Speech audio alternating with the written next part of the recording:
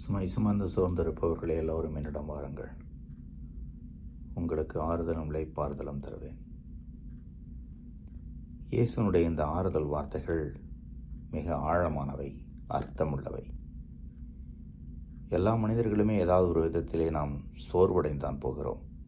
பிரச்சனையினால் வரும் சோர்வு, உடல்நல குறைவினால் வரும் சோர்வு, இந்த சோர்வுகள் எல்லாம் சுமையாக கூட அழுத்தும்.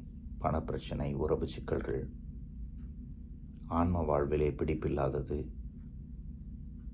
கடவுளோடு உறவிலே ஏனோதோனவென்றிருப்பது, சில பாவ சூழல்கள், எது எப்படி இருந்தாலும் இயேசு அழைக்கிறார். இயேசுனுடைய அழைப்பை ஏற்றுக்கொண்டு இயேசுவிடம் சரணடைவது தான் முறை வழி.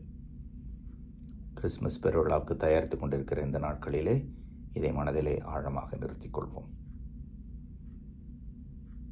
சுமை சுமந்து சோர்ந்திருப்பவர்களே எல்லோரும் என்னிடம் வாருங்கள் என்று இயேசு சொல்கிற பொழுது தனிப்பட்ட விதத்தை நம்மை அழைத்து அன்பிலும் மன்னிப்பிலும் நிரப்ப ஆசைப்படுகிறார்.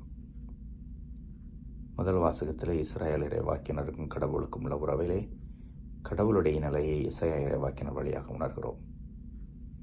எவ்வளவு தூரம் அவர்கள் பிரமாணிக்கம் இல்லாமல் இருந்தாலும் கடவுள் அவர்களை அரவணைத்து கொண்டுதான் இருக்கிறார். நமக்கும் அதே நிலைதான். நாம் இயேசுனுடைய பிள்ளைகள். இயேசுவிடம் திரும்பி வருவோம், ஆறுதலையும் அன்பையும் பெற்றுக்கொள்வோம், அவர் வழியில் நடப்போம். இறைவன் என்னென்னு வாழ்த்து பெறுவாராக.